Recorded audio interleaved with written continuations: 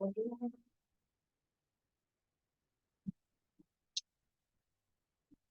evening, good evening, good evening, everyone. Good evening, happy Monday. Welcome to, do I have the right document up? I do not. Hello, Mark.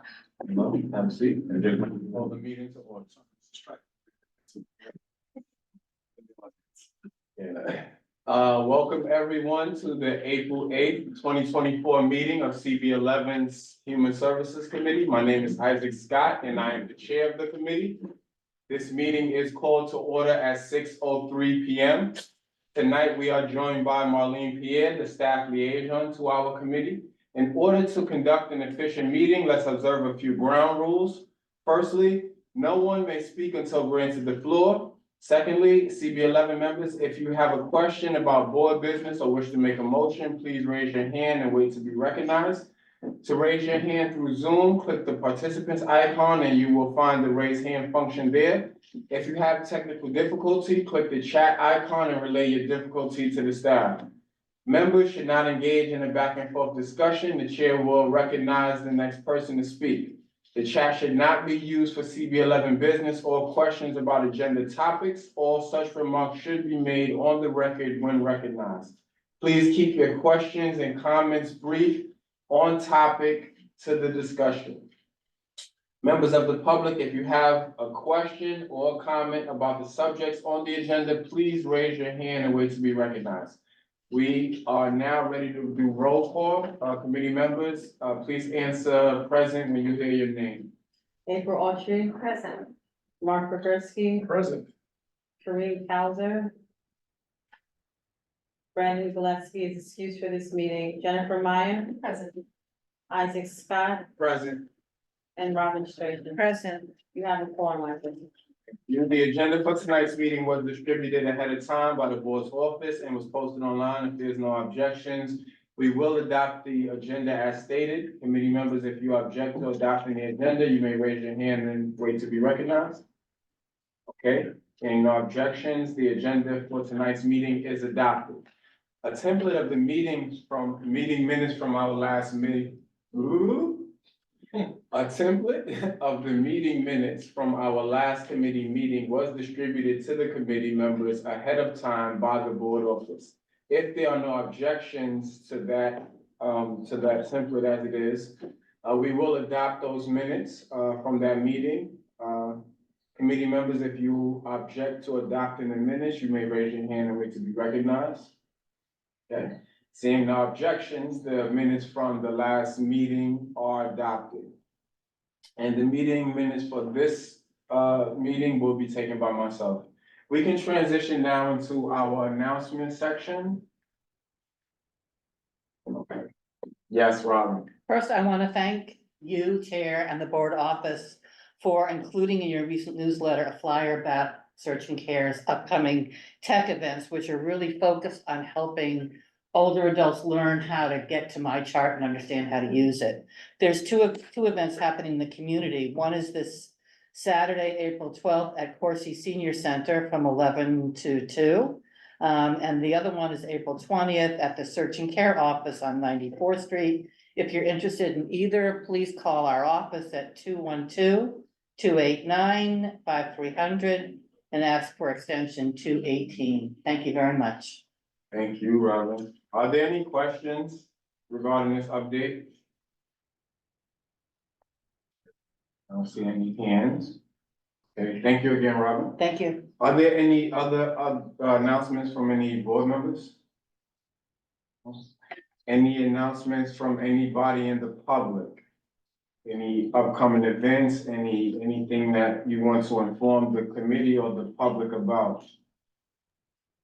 Hi, Yeah. good afternoon. Hi, good evening. My name is Camilla Nelson. I'm the Director of Resident Services at Hope Community. We have a community health fair occurring on April 25th at the Carlos Rios community room. We have about 13 to 15 CBOs who specialize in medical, mental health, and older adult services coming. So just wanted to put that out there. You can email me at knelson@hopeci.org. That's knelson@hopeci.org if you would like more information. Thank you very much. Would you mind putting that information in the chat for us? It's disabled. Yeah. It's disabled. Okay, sorry. Okay, we have that on the record, thank you. Are there any other announcements? Sure, I just wanted to introduce myself. I don't know if this was the time you wanted me to do that now. I know you invited me to participate, or you want me to do it later? Not yet, not yet. Okay, cool. Sorry, I didn't get like a list of when I was supposed to go, so, okay, no problem. So just so you know, the announcement section is just for general announcements from the general public or anything that's just. I'm sorry. Right, It's good. can I just mute everyone? No. Got it. Yeah. Alright, if everyone doesn't mind, please just raise your hand before you come off of mute, I would appreciate it. Michelle, we first do our announcements and then we'll transition into our updates where we have our regular updates from everybody, so thank you. I love your eagerness, we definitely want to know what's going on. Any other announcements before we transition into our updates? I heard someone else come off of mute, would you mind raising your hand so we can recognize you? If you have an announcement, if not, I'm going to transition into our informational updates. Okay. Okay, seeing no hands raised in the chat, we can go to our first set of informational updates and, Michelle, please. Great. Hi, good evening, everyone. My name is Michelle Godot. I'm the Chief Operating Officer at CCHP, Center for Comprehensive Health Practice. We're very excited to start participating in these meetings. I first want to thank the community board for your support. We just submitted an application to the state to fund fund CCHP to hopefully expand our services around primary care here in East Harlem. So the application went in a couple hours ago, so fingers crossed that we get funded and we can expand and offer more services that would include endocrinology, OBGYN, a dietitian, and more mental health services as well. So thank you again for your support and for pushing through that letter. We really, really appreciate it. I'm just going to do really quickly an update. We are starting to really gear up our outreach services at CCHP. I am presenting right now, but soon I will be bringing in our new community engagement coordinator. Today was her first day, so I didn't want to overwhelm her, but she'll be joining me in future meetings, and then hopefully we'll be taking over and will be the liaison with the community board, with other organizations here in East Harlem to CCHP, and really help us embed ourselves within with more into the community. And so we are looking for opportunities to go out to partner. We are distributing naloxone kits as well as fentanyl and xylazine test strips. We also are beginning to do rapid HIV testing where people can walk in on site. We're going to be offering that on site and starting in June. We'll have walk-in hours that I'll share with everybody at the next meeting, but we'll also be able to do rapid HIV testing offsite if anyone's interested in having our staff there. Just a reminder, all of our services are bilingual at CCHP. So we do primary care, pediatrics, adult medicine, HIV treatment and prevention. We have mental health services. We have addiction services. We have patient navigation. We're doing screenings for social determinants of health.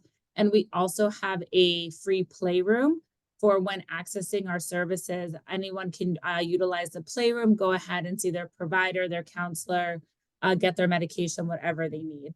So this was just sort of a quick introduction to us, but next time we'll have more information.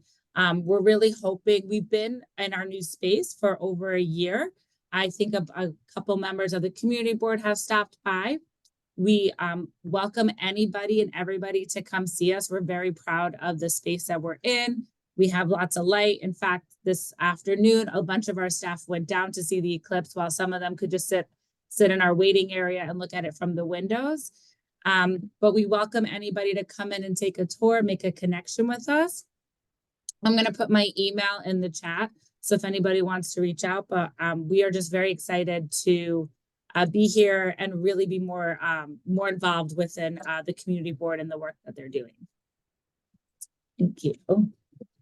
Thank you very, very much, Michelle. And yes, the office is a beautiful office. I do also recommend people visit. I know April and I visited, and it was a great visit.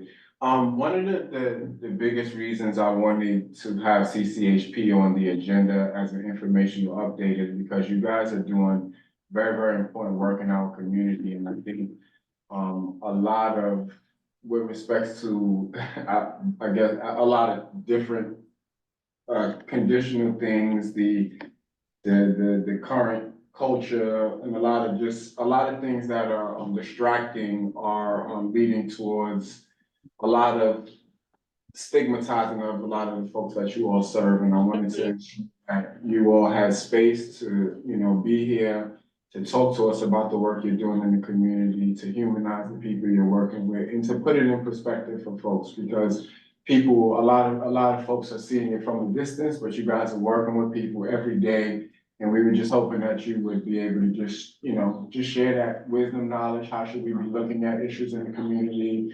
How the community can better support the people you're serving as well. So just an exchange between. Yeah, absolutely. And I'm happy to, and if there's certain services next time you want me to focus on or talk about some of the work that we're doing, we definitely work with a population that are coming in for opioid treatment services.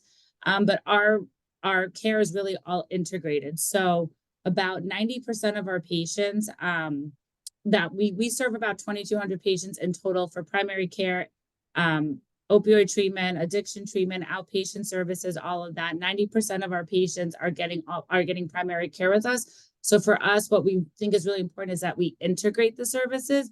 So it's very, very rare that any of our patients are just coming in and getting one type of service with us. Because for us, we're really holistic in the approach that we do. We do provide services and try to target sort of populations that maybe need a little bit more support. So for instance, a pregnant person or mother who might be coming in and dealing with some addiction services, we try to provide wraparound services for them. But we really are, one of the things that we are looking to expand on is our work with adolescents. We've started doing more mental health services with that, have found a really high need. That's just within our own primary care patients, the need for mental health. So that's one of our goals, is to really expand that work in the future. Okay, thank you for letting us know that. Yeah. Okay, great. Any questions for the Center for Health? Center for Comprehensive Health Practice. I know it's a mouthful. You could call us CCHP. That's easier. Okay, I don't see any questions from any board members, and I don't see any questions online. So thank you again, Michelle, for being. Thank you so much. Thank you, everybody. Whoever you can have to just come and give the update is totally fine. We appreciate you dedicating someone to it. Of course. Yeah, we'll make sure someone's here every month. Thank you. Thank you. All right, cool. So let's transition into our next set of updates. Can I, since I see Selena here from East Harlem Co-ed.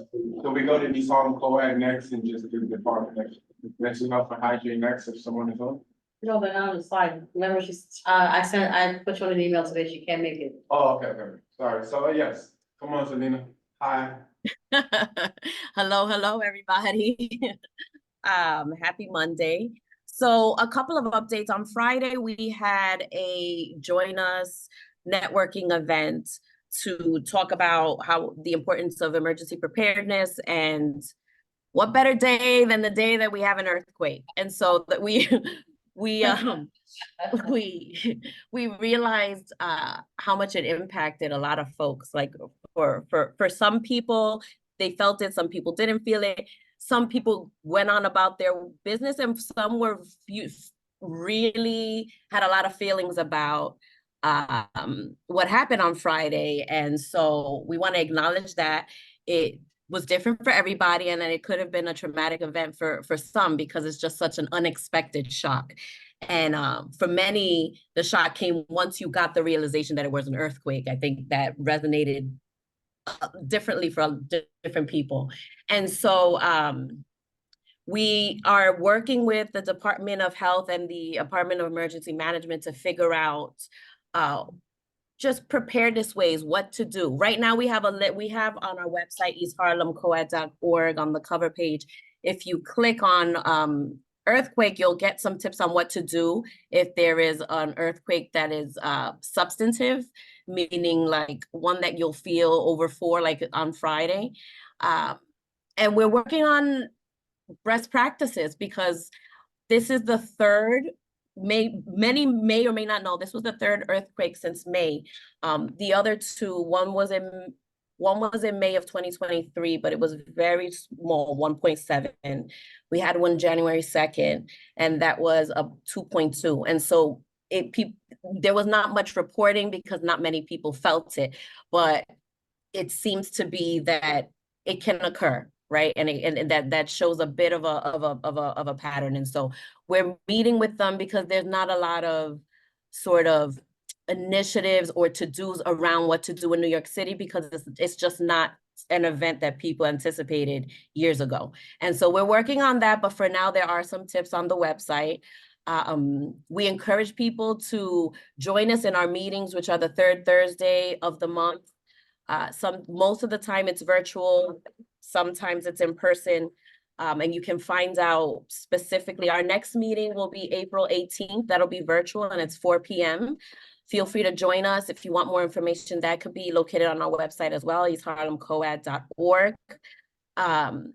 We have videos on there for people who want to learn how to do a go bag. There's a video there, very short, if you want to learn what that is. We have scenarios of what to do and the importance, and one includes an earthquake. There are 3 very short videos that would be good for community, that would be good for organizations to show in a waiting room or in an office or in a meeting, as well as some mental health sort of things, to some wellness, some self-care things to do around feelings that pop up in emergency and how to prepare when you're also feeling mentally just scared.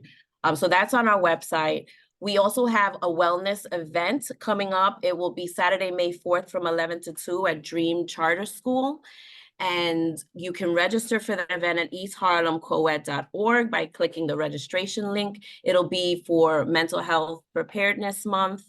As many know, we're taking a more holistic approach on preparedness, and that's mind and body as well.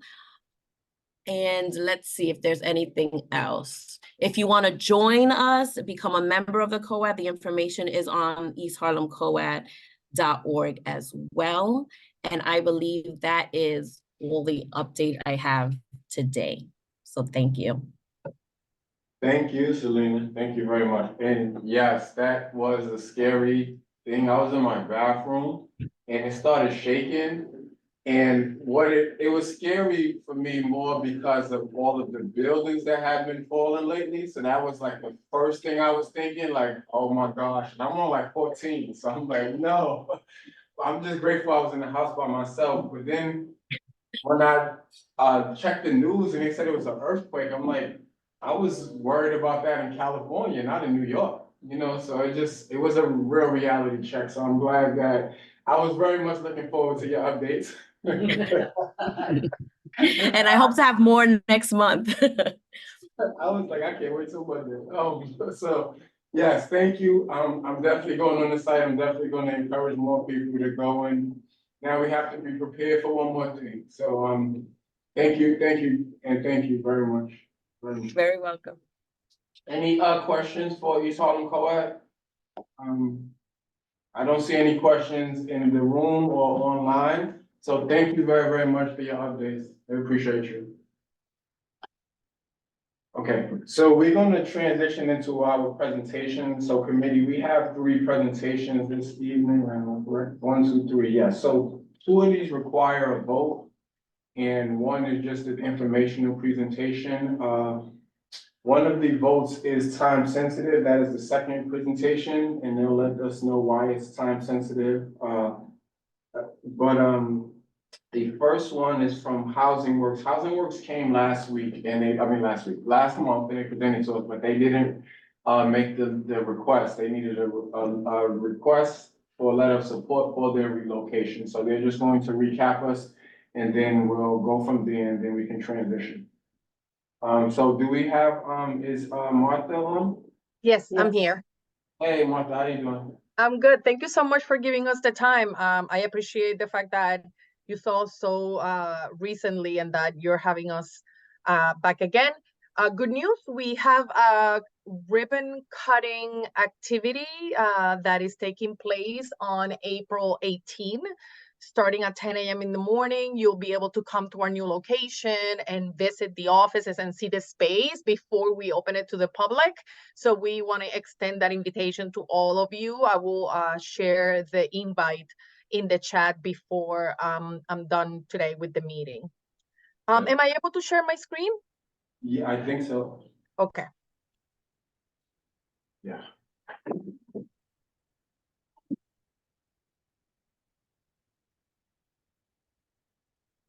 Okay. Well, if anybody has a question, feel free to just interrupt me because I am unable to see if you have raised your hand. But once again, we're from Housing Works, and my department is the Community Partnerships Department. Our role is to establish relationships with other organizations in the community that may have a need for the services that Housing Works offers.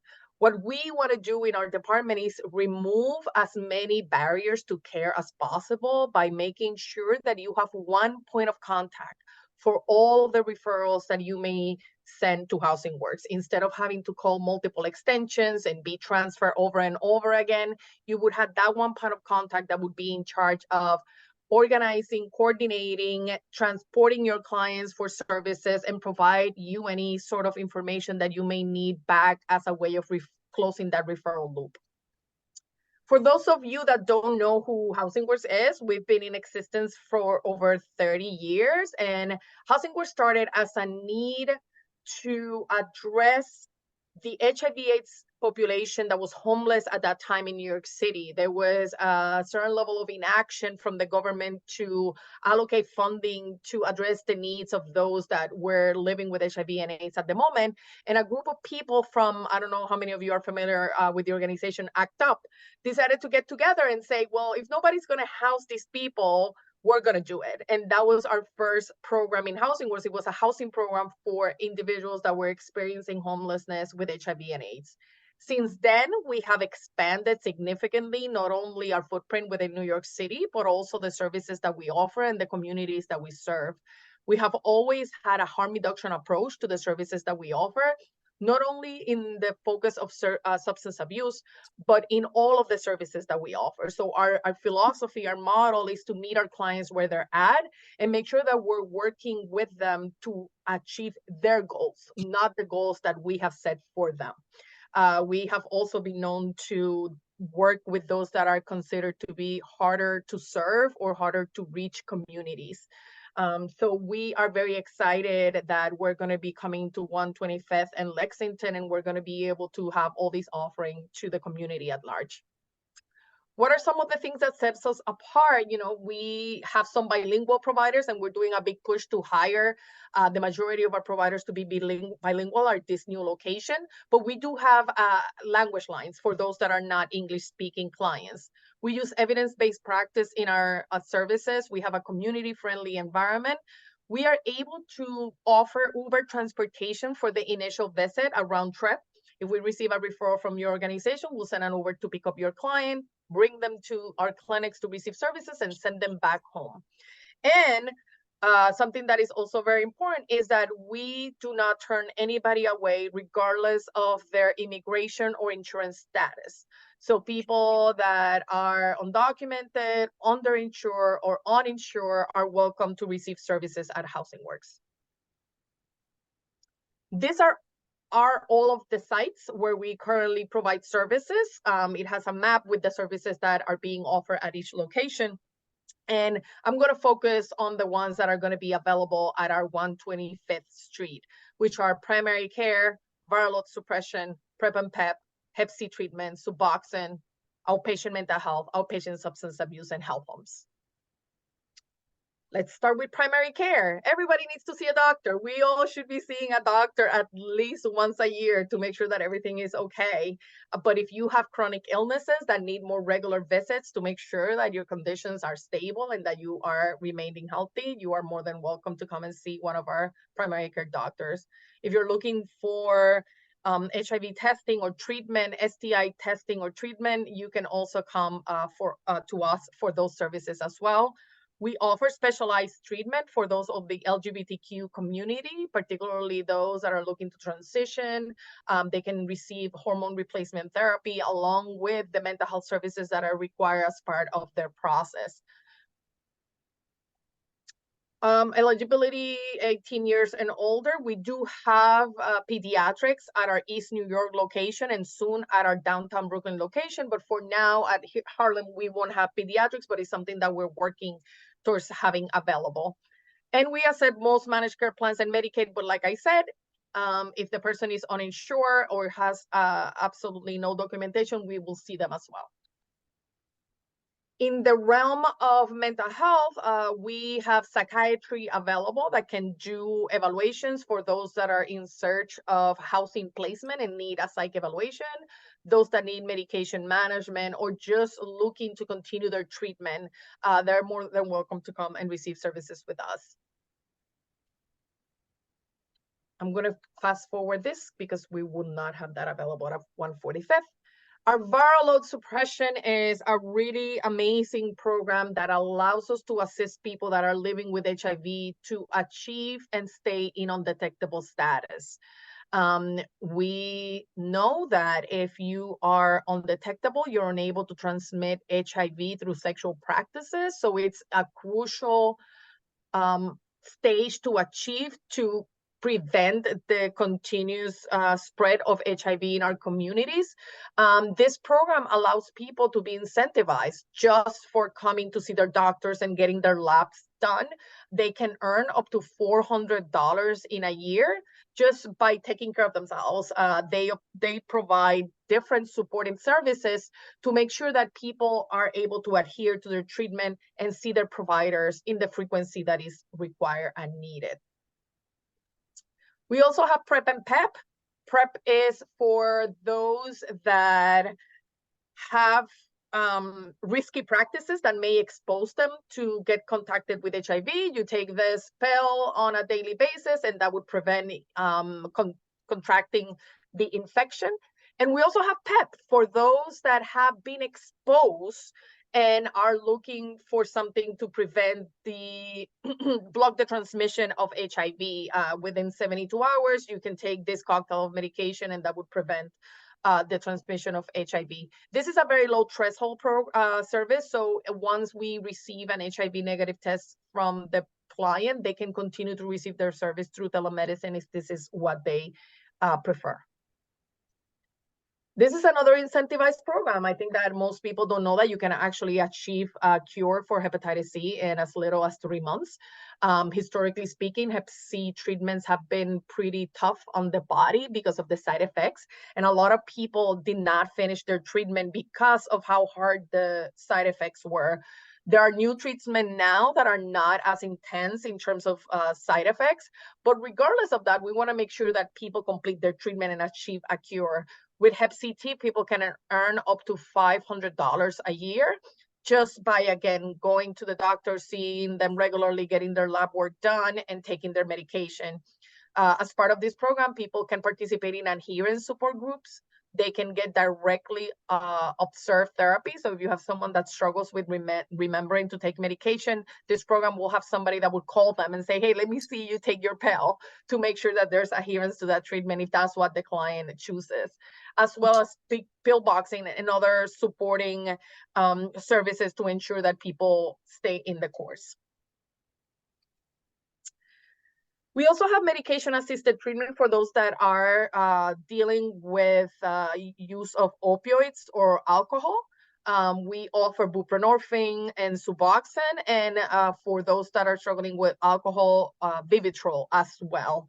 So this is a great alternative for people that are using opioids but are looking for a medical alternative to tame the cravings and tame the withdrawal effects. And the research has shown that it has a very high success rate in people able to achieve abstinence and getting off of the medication.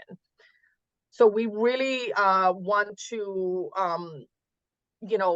make sure that the community is aware that this is available for them and that it's something that they could access, and that methadone is not the only medical treatment accessible or available for this, for opioid use. Our OASIS, which is our outpatient treatment program, like I mentioned earlier, we have a harm reduction approach, which means that we're not looking for patients to achieve abstinence. We want them to achieve the goal that they want to achieve. And if the clients happen to relapse, that will not lead to discharge. In the contrary, we will work closely with them to determine what were the causes of those relapses or their triggers, and we will work closely with them to get them back on the path that they choose to be.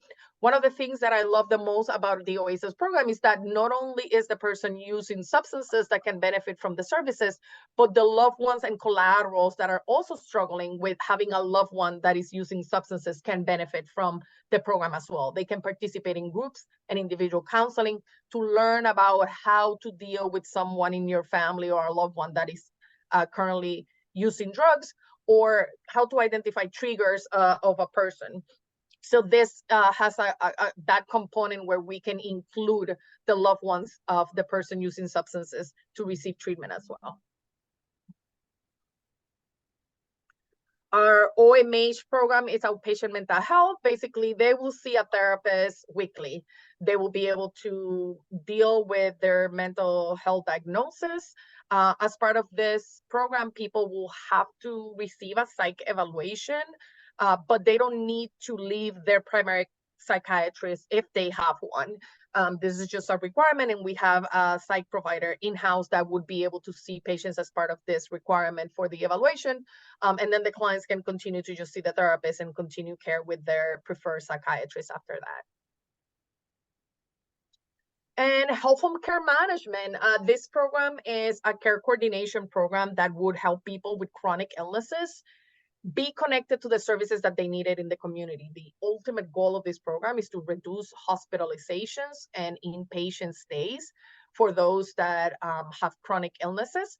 And the way that they do that is that they assess the client in all the areas of their lives, and they make sure that those social determinants of health are being addressed by connecting people to different resources, either internally or externally, so people can eventually focus on their health. We understand that if someone doesn't have an income, going to the doctor regularly to treat their diabetes or their hypertension may not be a priority. They may be spending all their time finding employment or finding a source of income. So this program can help them, connect them to workforce development programs or career opportunities, so they can then focus on their health and make sure that they stay healthy and stay out of the hospital and the emergency room. This is the only program of all the ones that I spoke of that requires active Medicaid. So this one is the only one that we wouldn't be able to accept people that are uninsured or undocumented if they don't have Medicaid. The eligibility is that the person needs to have HIV or AIDS. That's a single qualifier. They also can have a serious mental illness. That's a single qualifier as well. But if they don't have either one of those, then they would need to have 2 or more chronic illnesses. The list of illnesses that are approved, it's pretty lengthy and comprehensive, I'm sorry. But it could be that someone has depression and diabetes, and that would make them eligible. It could be that someone has substance abuse and hypertension, and that would make them eligible as well. So sometimes people focus only on chronic illnesses in the medical aspect, but behavioral health as well can make them eligible for this program. Yes? Somebody has a question? We have virtual care available. So if clients, once they've come for the first visit, and we say the first visit because if we're going to see a primary care doctor, we want to make sure that we get blood work to make sure that everything is okay. But after that, they can continue to receive their follow-ups through telemedicine if they have the resources and they want and prefer to do that as well. Once they're leaving their visit, they can say to the front desk that they want to continue to receive care through telemedicine, and they can be activated for that right there and then. How can you refer? Like I mentioned earlier, you will be assigned as an organization and account manager, and they would be your one point of contact. They would be in charge of scheduling your patients, rescheduling them when something comes up that they're unable to make it. They will do confirmation calls. They'll coordinate that transportation of Uber, and they'll be able to send back to the referring source any documentation that is required as part of that referral, given that the proper consents are in place. What do we need from you to be able to process those referrals? Very little information: name, date of birth, insurance information if it's applicable. What is the reason of the referral? Why are you sending this client to us? And what is their contact information so we can confirm appointment and transportation with them? And that's all. Are there any questions? Thank you, Martha, for such a very comprehensive presentation. So I did have a question. So this site was originally on like 121st and Park, and now you guys are. So could you tell us the reason for the move? Oh, it was just expanding the location at Bailey House or 121st. Presented serious limitations for us to expand and include additional services at that location, which is something that we've been wanting to do for years now. So when the opportunity came up to move to this new location that offered us all the space that we needed to be able to have all these services under the same roof, we just jumped at the opportunity. We also felt like this location is a little bit more centralized to where our communities are and are seeking services. So those are some of the reasons why we decided to move. No, that's on point. Thank you. Last question. You mentioned the ribbon cutting in the beginning. Is the ribbon cutting for this location? Yes, we won't be providing services yet, but we want to invite the community to take a look at the space, give them tours of the location, see where each program is going to be located in the building. We have 3 floors. So we want to have everyone come and see the facilities before we officially open. I will post the invite on the chat so everybody has access to the information. Thank you. So can you give the committee some clarity into the need of the letter of support? It seems like you guys already the move has already happened, so you don't need our support for that to happen. So could you tell us about it a little bit? I think I can speak a little bit more on that, Marta, if you don't mind. Yeah, so we recently got reviewed. Our OASIS program just got reviewed, and we informed them that our OASIS program is moving. And one of the feedbacks that they got was because it's community-based and they want to ensure that outreach is happening, they want to be sure that we are in contact with our community boards and that they're aware of what's happening. And so we're just responding to the feedback that we got post-review. Right, so that means that they are finally listening to what we have been asking. They specifically asked for community board, and we're like, oh, okay, yeah, sure. No problem. These are good things. Okay, so if I'm not mistaken, it's just a letter in support of the move, the relocation from 1751 Madison to the new location on 125th Street. Yep, and we're working on a draft letter right now, and we'll send it off to Marlene by Wednesday in hopes that you guys will just sign off on it. Okay, so what we will do now is I'll take some questions if anybody has questions, and then if not, or after the questions, we can move to take a motion if the committee so feels. Are there any questions for Housing Works? Yes. I'm sorry, I don't remember when Bailey House became part of Housing Works. Oh, it's been a couple of years. I would say that it's been 7-8 years that the merge took place by now. Yeah. So you're now one big organization? Correct. Thank you. Any other questions, board members, attendees? Okay, okay, seeing no hands, is there a motion on the floor? Would any, yes, I make a motion to write a letter of support for the relocation of Daily House. okay. Is there a second? We have a favor. Second by April Autry, all in favor? Aye. Aye. Okay. There we go, great. So, Natalia and Martha, you guys, if you don't already know, so you'll send us the letter, thank you. I'll work with Marlene to fix the language to make sure that it's fine, and then, it'll have to go through full board at the end of the month. And Thank you. then, yeah, and then from there, you should be good. I don't anticipate there being any issues, but, that's the process, so I just wanted to give you some clarity there. Awesome. So I just want to be clear. So we thank you so much for the approval. Thank you, board. We appreciate it. So it'll take about a month in order for us to get the letter. Per se. Full Per se. board is, full board is like the last Tuesday of the month. So Okay. that's when that's when it'll be ratified, and then, the document has to be drafted by the board office. Okay. Okay. Good to know. I will pass that message on. Thank you. Can I ask a- Yes. Quick question. I'm unable to put the invite on the chat. Is it okay if I send it to the email? I just want to confirm the email is mn11@cb.nyc.gov.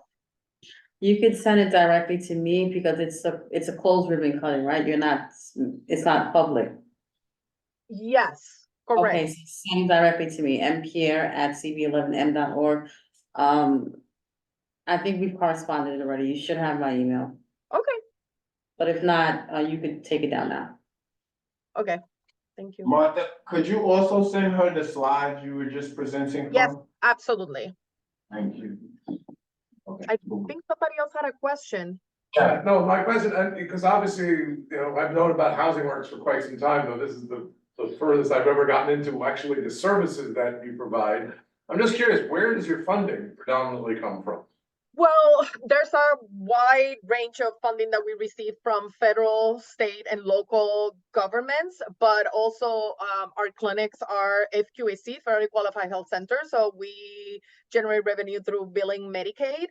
And for those that are uninsured, then the federal government allows us to work with them in a sliding fee scale, and then at the end of the year, we get kind of like a stipend for having served that community. And you guys also have dispensaries too, right? Yeah, so that is one of the most interesting things that Housing World has as an organization, is that entrepreneurial area or that business area. Not only did we get into the business of cannabis dispensaries, but we're also working to train those that have been mostly affected by the war on drugs, so they can themselves apply for a license to have their own dispensaries. So we're trying to assist people in the community to become entrepreneurs and have their own businesses. And on top of that, we also have around 12 thrift stores around New York City. And the businesses allow us to fund some of the initiatives that we don't necessarily have funding for. For example, our Undetectables program was something that was funded through the Department of Health for a very long time. The funding ended. We did not want it to end the program, and we wanted to continue to provide the service. So our businesses allow us to sustain some of the social services that we offer. Yeah, I have to admit, I love Housing Works business model for that reason, like. Very cool. It's pretty different. I don't know any other social service organizations that has that element of business. It is very different. It's very different. It is. Yeah. Okay, are there any other questions? Okay, so thank you. There are no more questions. Thank you, Martha. Thank you. No problem. Yes, I apologize. Thank you. Yes, Natalia, sorry. Thank I you. don't, in front of me. I appreciate you guys, and thank you, and keep up the great work, and let us know if you have any questions. Awesome. Thank you so much. Absolutely. All right, so we can transition into our next update. Is Zadia Ramos on? No, No? Okay, so we'll circle back. I do see Shakima on. Thank you very much for your patience, Shakima. Am I saying your name right first? You are, yes, thank you. Great, great. So I had emailed you guys at first because I wanted you all to do, just as our East Harlem Cancer Screening Organization, if you guys could just come and do monthly updates, just so folks in the community, just new, just awareness, you know, I think a lot of stuff people just don't know is happening, they don't know is available.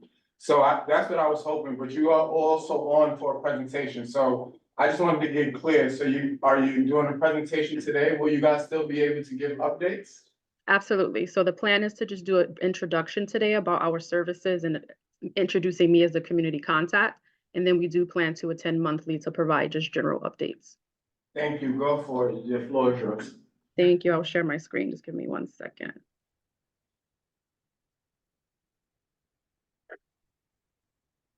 Can everyone see the screen? Yeah. Perfect. So good evening. I'm Shakima Grant. I'm the Senior Community Programs Manager for Memorial Sloan Kettering Cancer Center's New York City region, which includes the MSK Ralph Lauren Center, which is located at 1919 Madison Avenue.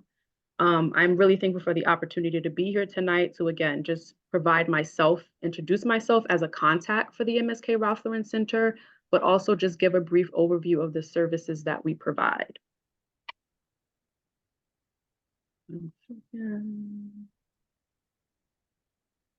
So just a very brief overview, since I know a lot of people, they are familiar with MSK as the Upper East Side location. And some people may not be aware because we are located primarily and originally on the Upper East Side. So this is our newest president and CEO as of 2022.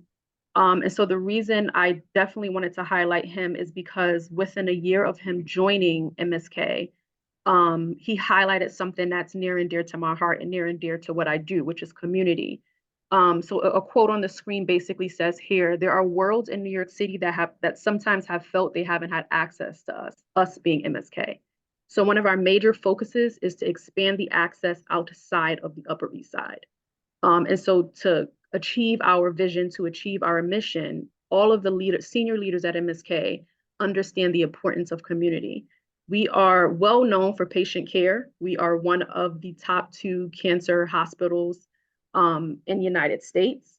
But my role as community, I'm not focused on patient care. While it's great that once you get in the door, you're receiving top-notch care, I'm more so focused on screening and prevention. So for me, it was great to have a leader come in and understand the importance of us being present in the community and being present outside of where we typically are, which is the Upper East Side. So this is just a brief snapshot of our New York City locations where I manage community outreach for. We have the main campus, which is our original site on the Upper East Side. In addition to the main campus on the Upper East Side, we have about 6 smaller locations for outpatient services.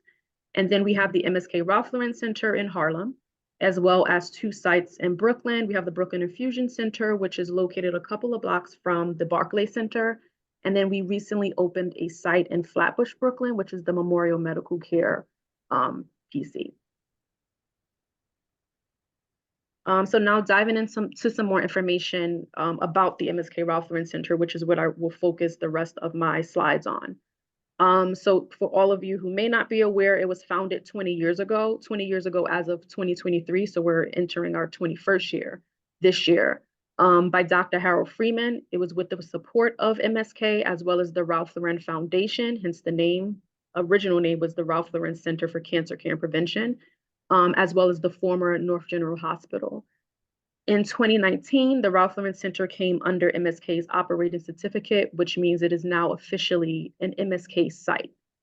Also in 2019, we closed our site, which was formerly at the State Office building. This was known as the Breast Examination Center of Harlem. Some people called it Beach. We had cancer screening services there, I believe, on 2 of the floors of the State Office building. But to consolidate the services so we can make sure we're providing comprehensive cancer care services in one building, we put everything under one roof, which made it a lot easier for people looking to get not only cancer screening services, but as well as treatment and diagnostic services as well. All of our patients come from most of all of New York City, but mainly Harlem and the South Bronx, but we do see some of our population coming from Westchester and New Jersey as well. More than half of our patients report incomes below $28,000. And this is just an overview of our services. So the mission of the Ralph Lauren Center is to reduce disparities in cancer incidence and outcomes in the communities we serve. We do this by providing high-quality prevention screening and treatment services to those who might otherwise face challenges in getting them. So an overview of our services include diagnostic and treatment. We do not currently see pediatric patients at this site, so everyone who comes to this site will be 18 or older. But we do have treatment and care for most adult cancers and blood disorders, including sickle cell, anemia, and others. We have surgical oncology consults for breast cancer evaluation. We have specialized medical oncology physicians, as well as a chemotherapy unit.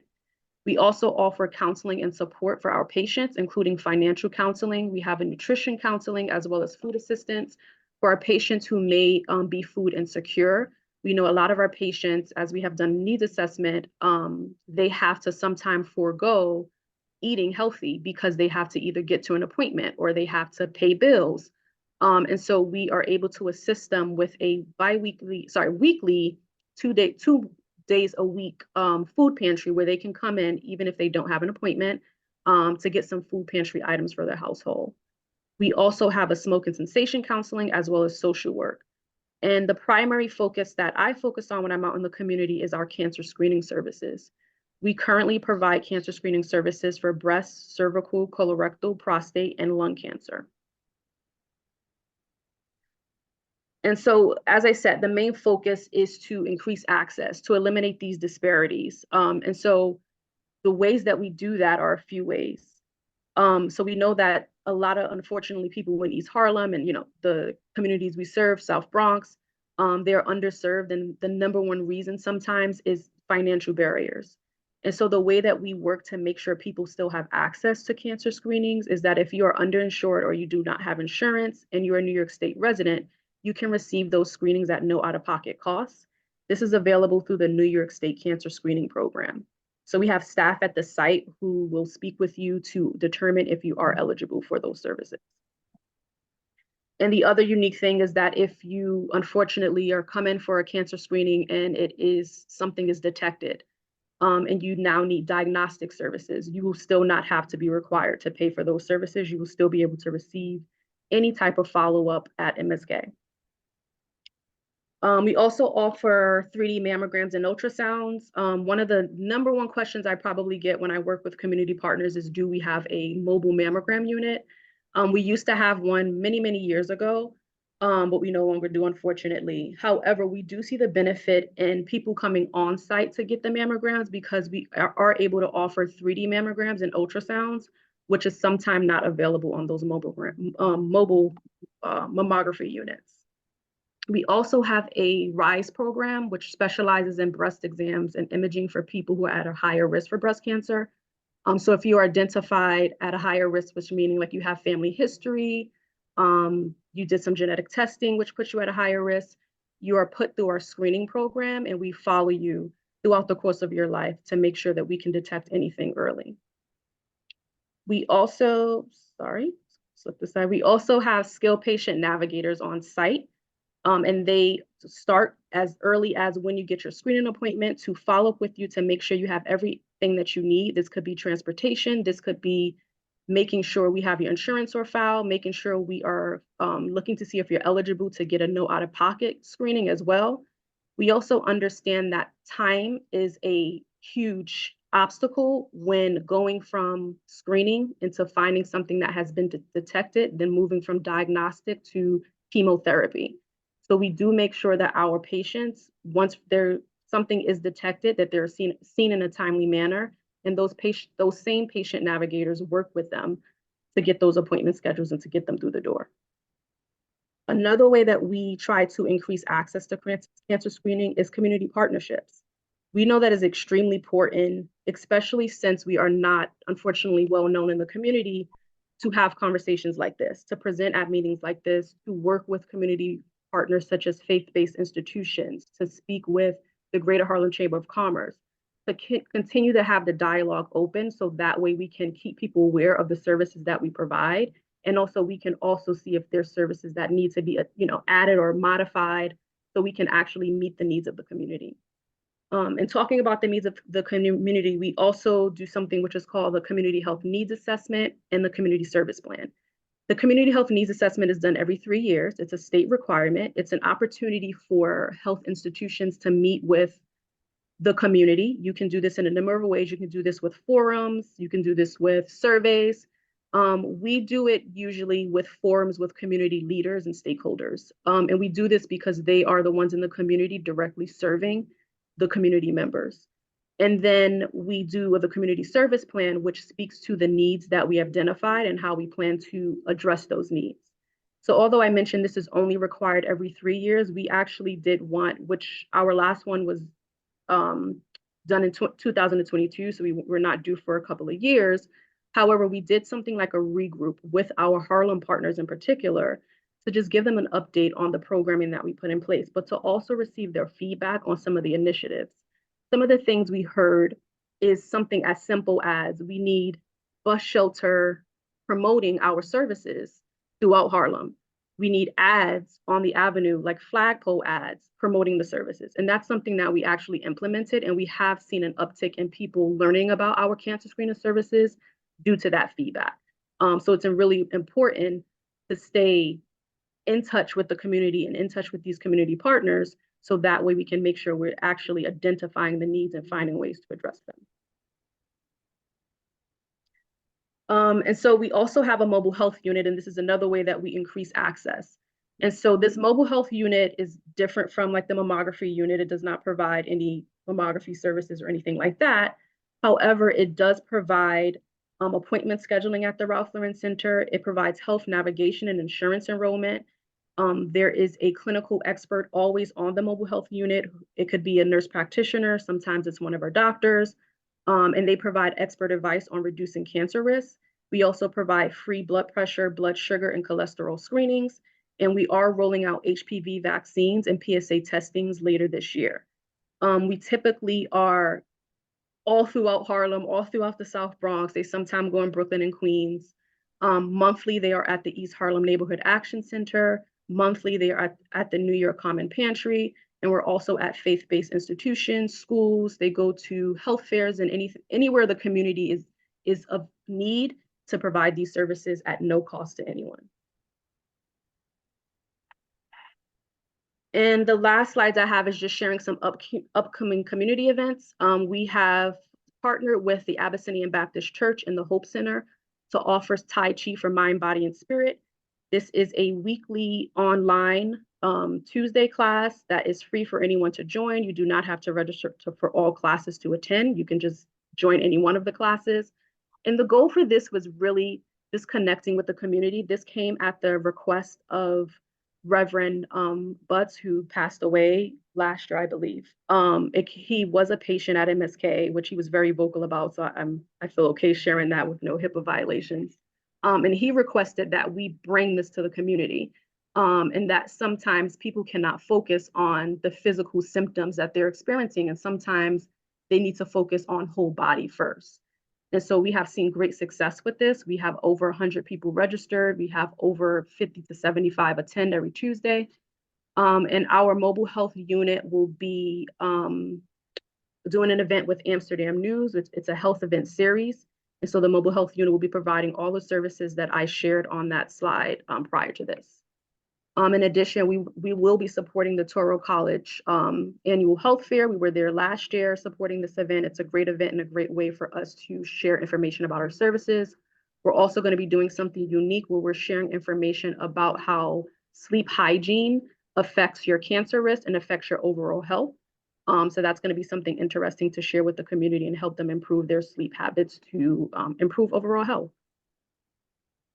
And then lastly, we are doing an event with the NHL. They are celebrating their 25th year of Hockey Fights Cancer.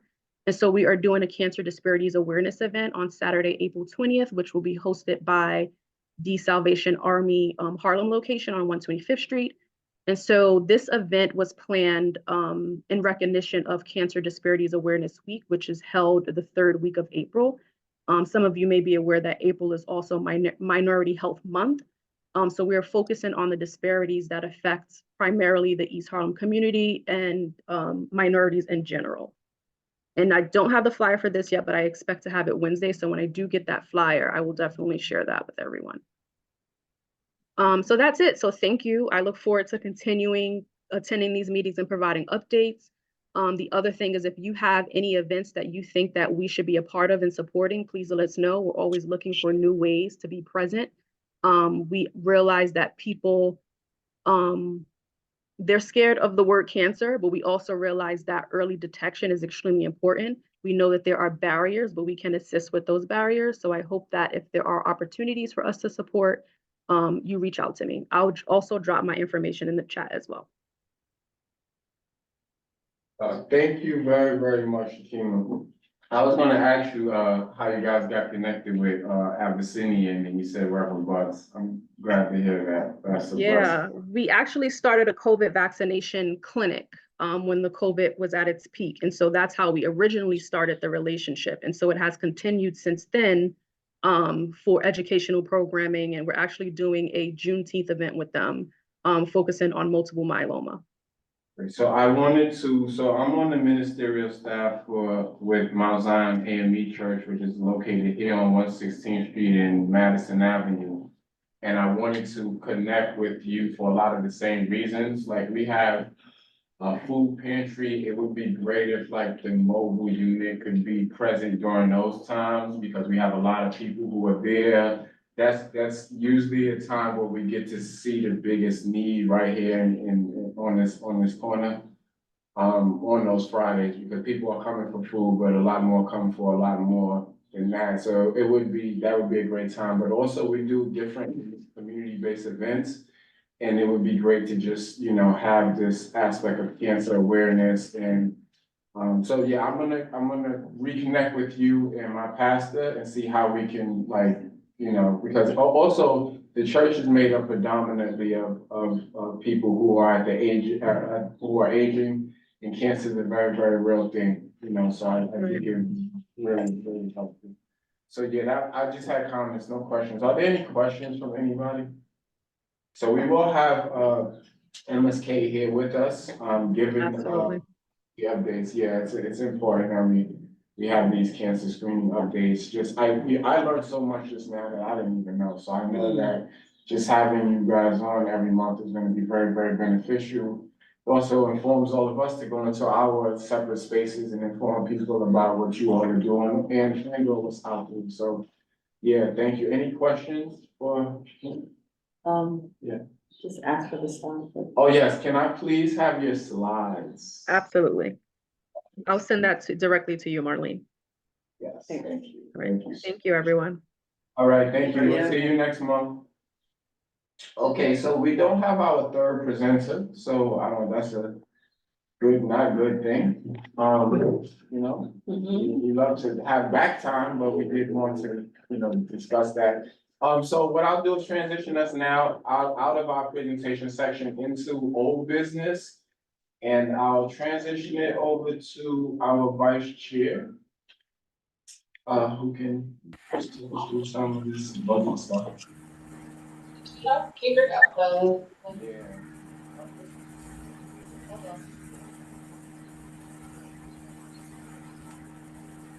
Patricia? Are you trying to speak? No, I'm not. I'm sorry. I'm sorry? No, I'm sorry. I hit the wrong button. Thank you. Yes, let me share screen.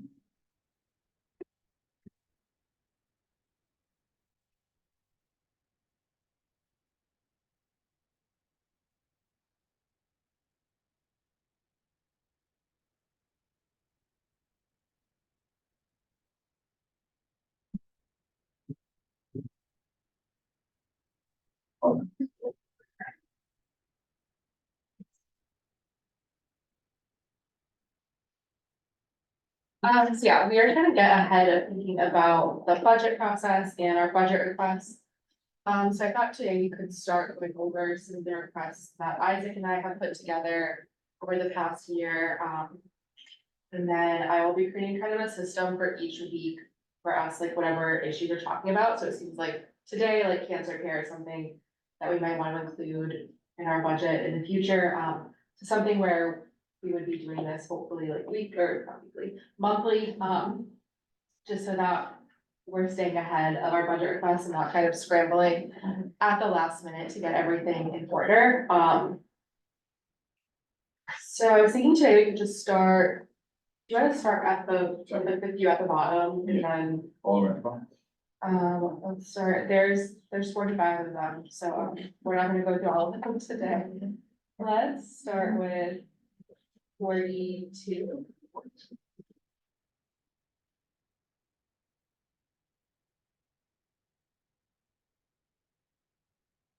So it's right, we can maybe spend like 15 or 20 minutes getting feedback on as many of these as possible, and then I think I might take some of yours and kind of combine them and pare them down a bit, and so we can continue this next month. But number 42 here is promote strategies to reduce community gun violence. So I created this one. I thought that funding is needed to increase gun violence prevention programs, including the hiring of additional violence interrupters, creating hospital-based violence intervention programs, developing mechanisms to better identify people at risk for gun violence, and providing education on safe gun use and storage.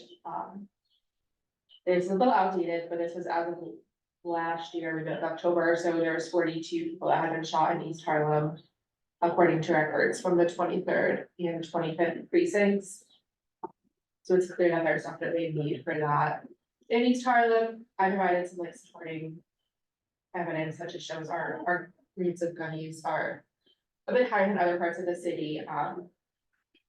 We are on a positive trajectory as a city as a whole, but are there any thoughts or feedback on? Just a question, so we would make this request to like DOHMH, like the Department of Health? Yeah. Yeah, so just thinking about our requests, we're making them to a specific city agency that falls under the purview of our committee, right? So we have DEFTA, we have, which is the Department of Aging, we have HRA, which is Human Resources, we have DOHMH.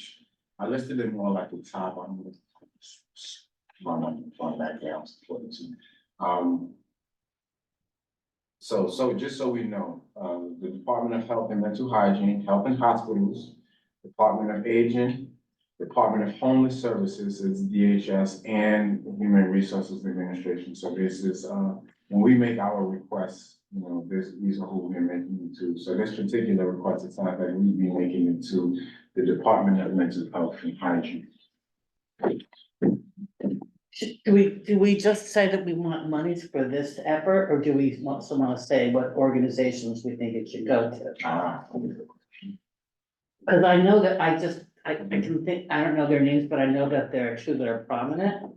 But I don't really know how many people, organizations in East Harlem actually are active doing this. And I think it's important to think about, you know, with all the primary care services, because it's the #1 killer of children. And so making sure it's a part of screening at every pediatric visit, are there guns in the home?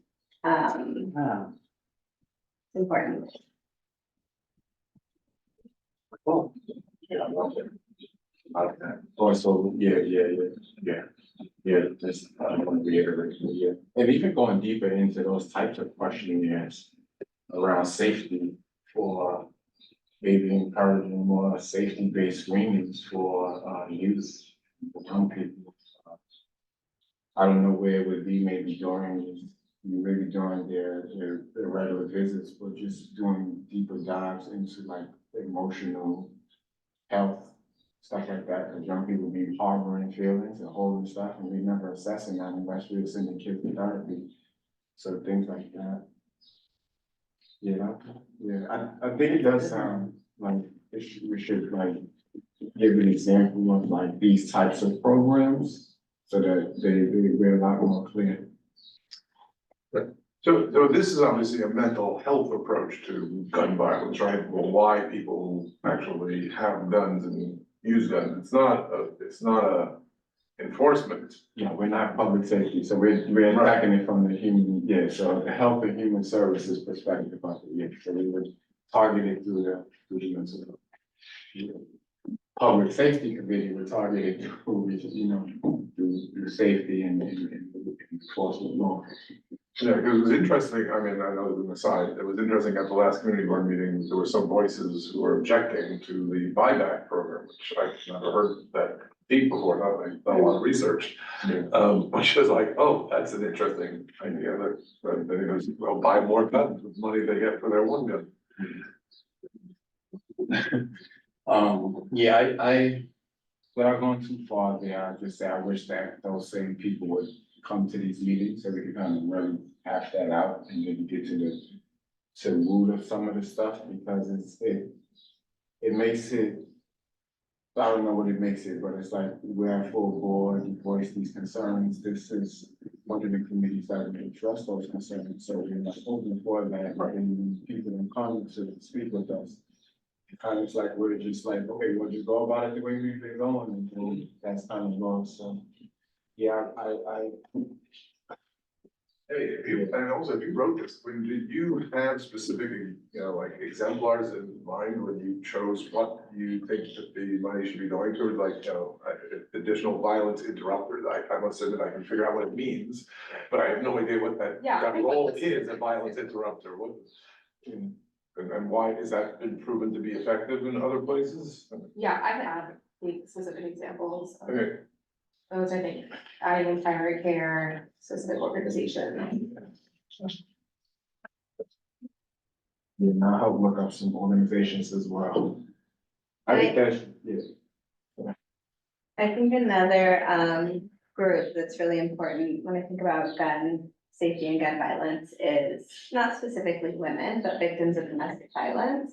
And making sure people who present with safety concerns, sexual assault, things like that. It's being addressed there. Yeah, thank you for that, because I'm just thinking about all of the women I know who are formerly incarcerated. 90% of them were warding off an abuser or something, use some weapon or some form of protection, so yeah. Pregnant women are at the most risk for violence against from their partners, which is terrible, but it's pregnant people.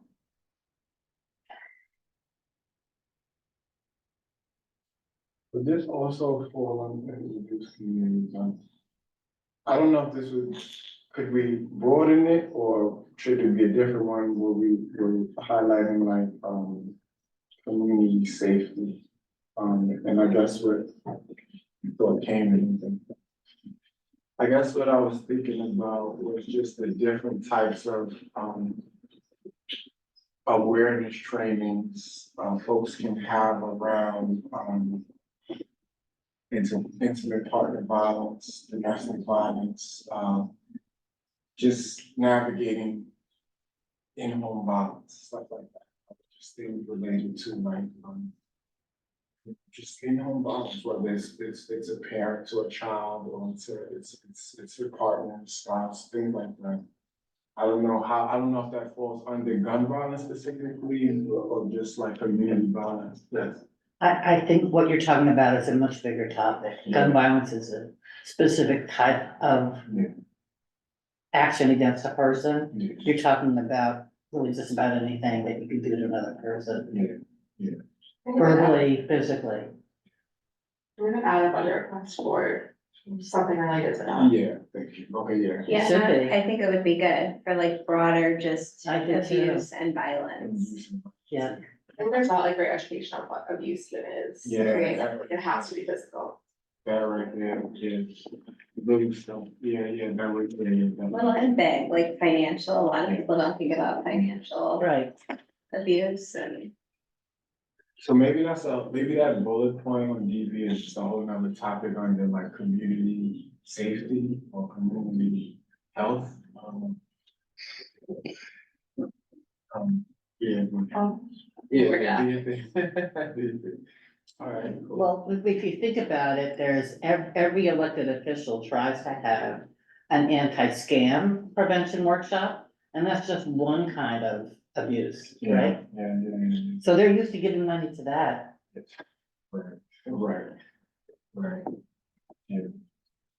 Someone have their hand up for the table. Oh, well, if you want to. Sure. Okay, I'm sorry, the organization I was thinking of is SAVE, SAVE.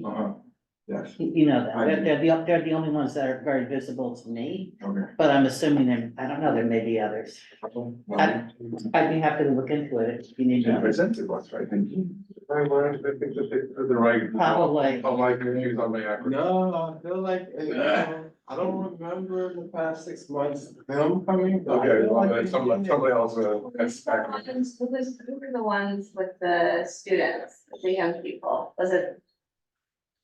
How should it be? Yes, was it? Yes. Also David Grant, I see you have your hand up in the chat. I mean, in virtual space. Yes, You- peace and blessings. Peace and blessings. My name is David Grant. I'm born and raised in Harlem, and I've recently moved back into our community, and I'm here to let you know that I'm here to serve my community as a community advocate and a leader. And just speaking about gun violence, I started working for Save Our Streets in 2013, and I was an outreach worker, and then I did a lot of trainings, including trainings in Harlem, on 23rd Street, and I got my motivational interviewing CBT, and I stayed with Cure Violence up until 2022. So I also started a founder member of Save Our Streets, Bed-Stuy. I did that for about 4 years. In 2019, I started the Wick Against Violence in Bushwick Houses. Took care of Bushwick Houses, Lindsay, and 131 John Moore. The reason why I'm saying this to y'all is because I'm back home in my community, Community Board 11, and I'm here, and I am going to be partnership with Community Board 11 and 10 and helping reduce gun violence. You're speaking about Harlem Eat Save. I remember when they first started, they was on 116th Street and Park Avenue, and I used to come up there and talk to them and give them encouragement if they needed help, because I started in 2013. Now they moved to 123rd. I don't see much of them. Also, Aisha Shakur with Street Corner Resources. I've worked with her with doing meetings and stuff at the mayor's office, but I have not ever done one shooting response until Community Board 11 did theirs. The other it was a Thursday we did it for Alicia Violet and Henry Mendoza, and also Justin Vols, who lost his life in the train station. So I have that on video and I put it on my website. So my goal is to come to community board meetings. I also applied for Community Board 11 to be a board member, and I want to take the resources and information that we have here, put it on my website, talk about it on my podcast, and in my community, which is the East Harlem Triangle, and talk to my community residents about the resources that we have and how we can rebuild our community back with mental health therapy and other services, because that's the part of it. You're actually right. The gun violence part takes precedence because of interpersonal violence or mental health issues, and then they want to use the gun as an act to commit the violence or the harm. So I just want to let y'all know offhand, I'm here. You're going to see much more of me. I'm going to the other meeting tomorrow for the youth community, the youth and something. I'm going to that community because I want to talk to them about the basketball programs that I was affiliated with, Each One Teach One, and the East Harlem Triangle Community Association. So I'm here for all of our services. I want y'all to know I'm here. I'm a huge person when it comes to gun violence. You have one of the top people in cure violence here in your community right now. You could Google me. I'm there. I've worked with everybody, even the public advocate Jamari Williams. I marched with him in Brooklyn with GMAT, Gangsters Making Astronomical Change with Trife. At that time, Jamari Williams was just a city council member. I worked with Robbie Connicky when I was in Bed-Stuy. I worked with Lori Combo. I worked with Letitia James when she was the public advocate. I marched with her. I marched with Letitia James at the parade. So even in the Bronx, she's now the Vanessa Gibson. She was the city council member. I worked with her in the Bronx. I worked with Reynoso, Antonio Reynoso in Bushwick. when he was a city councilman, now he's a borough president. So I'm here to serve and to let y'all, I think that's how we say it. Oh, and also there's Center for Court Justice. They have, that's who I was training with when I said 121st Street, the old courthouse. They have a Harlem, I don't know the exact name of it, but they supposed to have gun violence, or I guess you would say community public safety of their public safety team. That's the name of it. Overall, we fall under the public safety initiative. Brother Grant, would you mind putting your information in the chat for me so I can follow up with you? Like, I appreciate It's you giving disabled. us. You can't take it down or It's have disabled. email the office. It's Disabled Okay. on purpose. Okay, can you repeat your information? Have him, Say it right now? do you want me to have him email me? Would that work? Well, I want him also to say it on the record so other people can get in contact with me. All right. My name is David Grant. My contact is davidgrant@chattandsmoke.org. Telephone number is 347-300-6326, and the website is chattandsmoke.org. Oh, thank you, beloved. Appreciate you. You're welcome. Peace, King. Peace. Okay, cool. You want to go back and any other thoughts? On this topic, Jen? You want to keep going? You think you got enough notes? Or do you Yeah, wanna that's about the keep- next one. Okay. Let me get this going now.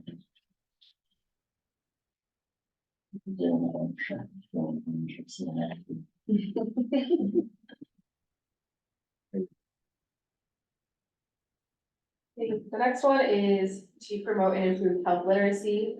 So funding is needed to help promote and improve health literacy regarding vaccinations, infectious diseases, mental health, and substance use disorders and chronic conditions such as asthma that disproportionately impact East Harlem residents. And I wanted to make an effort to include people with disabilities in the health literacy efforts. And I can add also this one, if there's like specific examples of organizations that are doing that work.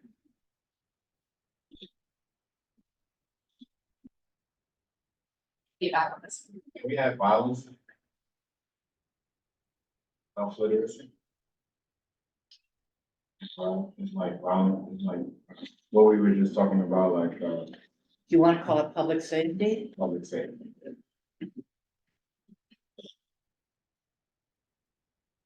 Is that what they call it in school, public health, when they call it public safety? Public safety is just so broad, broad. it's also like wearing your helmet, which is important, but I think violence is more, it depends on what we're talking about.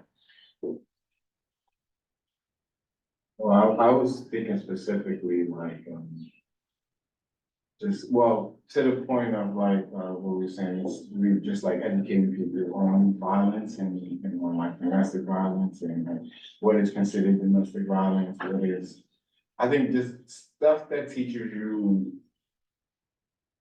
everything from like what is considered like harassment to like this is considered abusive. So if you're experiencing this, then you should understand that this is a form of abuse kind of thing. So I don't know what that would be.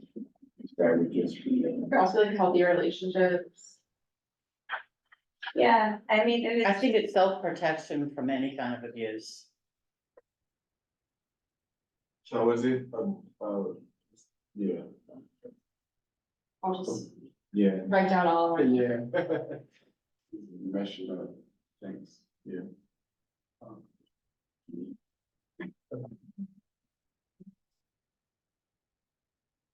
And health literacy seems also quite broad, right? I mean, there's nothing here about nutrition. But it would seem to me something that would be important, because I suspect that that's a contributor to people's poor health. But there's nothing here about smoking.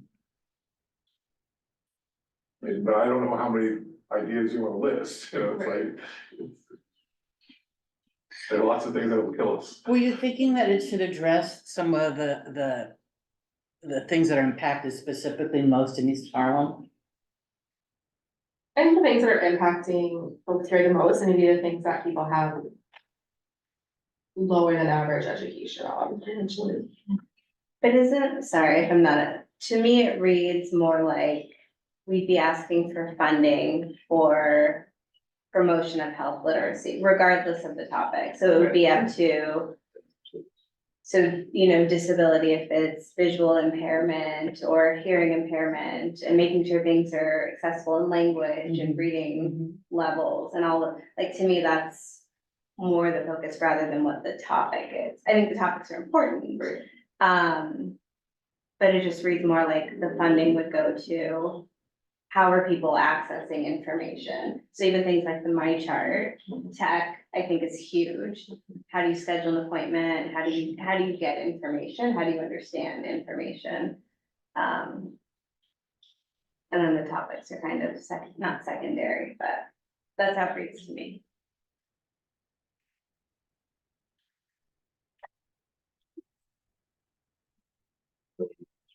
But I think it's great, yeah, pro health literacy. Yeah. So, you know. Yeah, I think we can decide if we want to be specific. I think some of our other asks might also speak to like what's important to us, so hopefully they can. What's the next one? Next one is increased access to healthy and balanced food options, so funding is needed. There you go. To incentivize supermarkets and healthy food suppliers to do business within East Harlem. This is especially had concern with the closure of Target on 17. Can I say one more thing about the health literacy thing? Sorry, just to go back. Because you all know that the funding from the federal government about spectrum and internet access, so it ends soon, either this month, it's ending. And the data that came out that showed how many people now have connection to the internet that had never had it before, so we're first time, and because so much of health information or health related is online, and so doctors, telehealth visits, scheduling appointments, and I just think there's something there, and we can no longer probably sway the government to give $1 billion or something. But just thinking about access to healthcare providers, telehealth appointments is part of health literacy. And I think internet access, having phone, having a computer is part of that. I don't know what I'm asking for, but. I do know what you're asking for, because it was also important during the pandemic, so students Exactly. could still continue their education. Flip side, of course, is that the internet itself is a health issue, is a health risk to many, right? I mean, mental health for kids. And social media. Social Right. media on the internet is a huge problem. So, I mean, I'm not saying we should cut people's internet services, though more people can be well served by actually cutting their internet services, but. So that was federal funding that trickled down. But it was neighborhood dependent, right? So if you had a certain zip code, then you automatically, like all of the East Harlem zip codes qualify regardless of income. So it wasn't income based. It was simply, you live in the zip code, you get, it was a credit. It wasn't full access, but, yeah, so that's what I'm saying. I don't know what the ask is for, in terms of budget, but I just think, I mean, again, I don't know what I'm asking for specifically. Protect access for low-income families to the digital world. Yeah, and even if it's not, I guess, the specific, we're not asking for payment for internet services. Like, I think the tech thing about how to access your chart, how to access your chart and your medical record online and giving training for those types of things, I think it's just where we are in terms of healthcare delivery and services with telehealth visits and everything else. I'm sorry, it's complicated, but. I think we can work on potentially another ask at that time. Back up to like school and access to a lot of different things. So do you want to think about the balance, access to healthy and balanced food?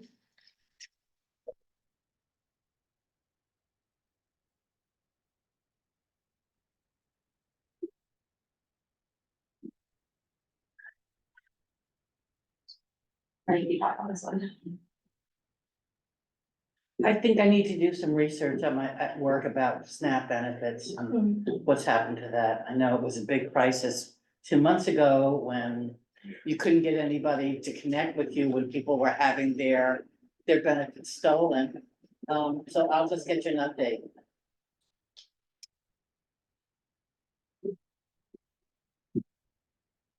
Maybe just one more for today, and then I'll try to consolidate some of them and send them out beforehand, so folks can look before our next meeting. The last one, I don't really have anything written for it yet, so it's just a thought, but, addressing the high asthma rates for indoor and outdoor air quality.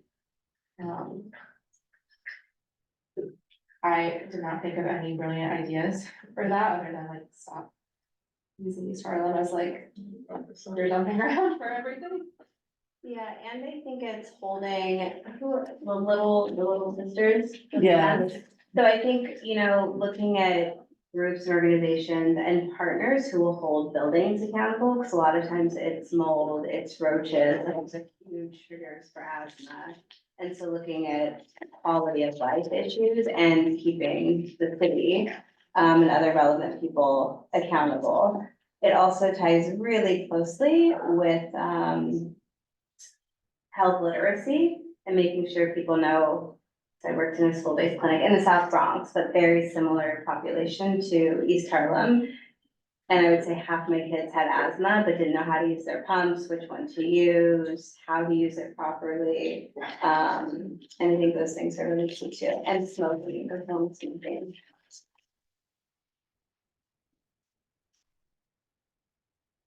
There's I went to the Community Advisory Board of Metropolitan Hospital meeting last week, and there's a subset there led by Taina Traverso. I don't know if you know her or not. She's gonna be leading a march in September that's really about the fact that East Harlem has the worst asthma in all of the whole city.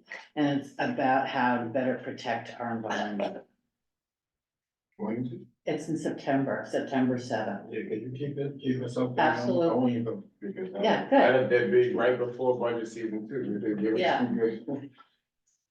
She's got me coming too, because it has to do with pets. One of the things has to do with pets, because you don't want your dogs to pee on trees.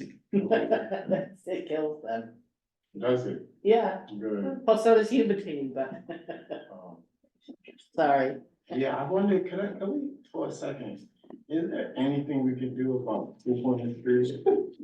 Yeah, As this committee, like, I was thinking about that, like, isn't that a health concern? it's a big health concern, and about maybe 10 years ago, Melissa Mark-Viverito actually incorporated something that was done in Colorado. It was called a poop fairy, does not live in East Harlem.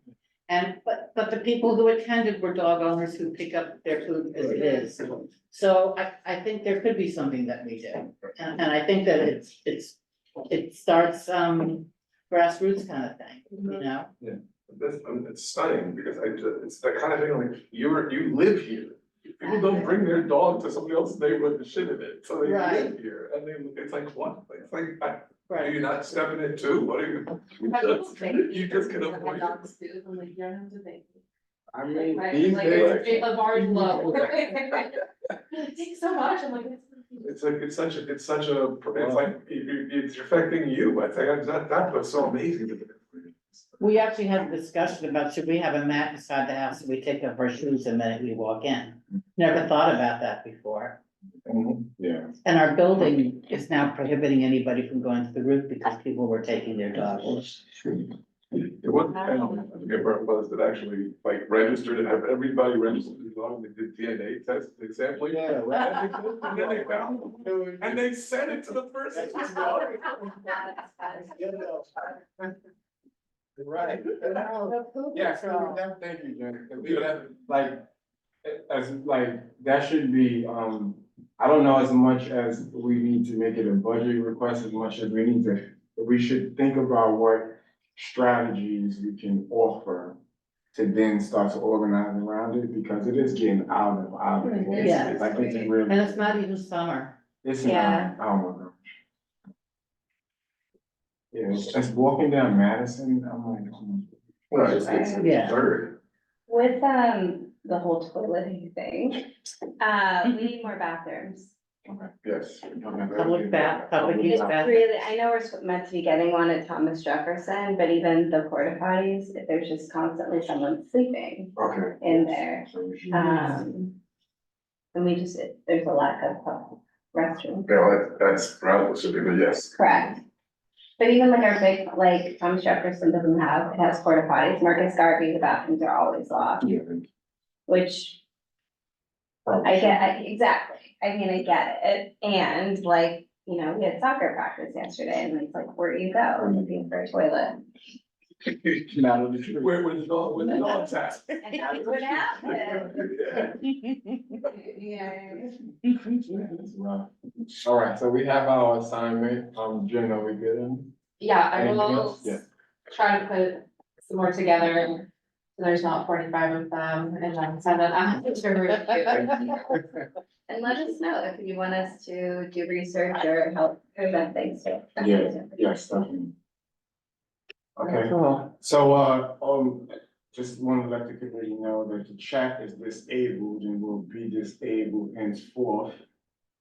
And it is because, I guess just too much chaos in the chat, so we probably won't be in the chat, so we'll just have to be a little bit differently diligent about how we retrieve information from people. Well, but there's an interesting problem with the chat, because we don't have access to the chat, even when there wasn't there.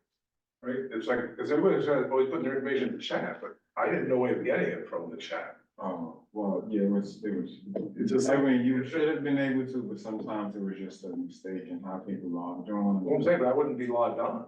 I mean, I'm here. Oh, if you're here, you wouldn't have it. Right, so all these people are presenting and they're saying, I'm putting my information in the chat. It's Oh, like, yeah. well, I don't have any access to the chat. So it does seem like we need something that allows people to submit information, whether it's a Google form or something, that then we can all actually share it. Well, They do that Yeah. before they get permission to present. Yeah, no, I know that, but often they share something in the meeting, like it's an Right. event or something. I mean, True. right. The minutes, I'm diligent Minutes in too, getting yeah. those. Yeah, that's true. And the thing what I'm working on now is, I've gotten past the speed issue. Now it's just, making sure that I get them to you all in time. So I know we're supposed to have them like a week or so after a meeting, so that's when I'll start with them. Well, I wasn't following. No, but that's the other way we get the information. They're minutes, not seconds. Yeah. Hours. All right, yeah, so we're good. If there's no other business, we can do roll call. By the way, I think we should have a child at every meeting. I'm enjoying it. I'm enjoying saying you're the one. Son. My youngest is 24, so it's not quite the same. April Austria, Present. Mark Withersky, President. Kareem Kauser, Brandon Gillespie is excused, Jennifer Meyer, Present. Isaac Scott, President. and Robert Sturgeon. Present. Thanks.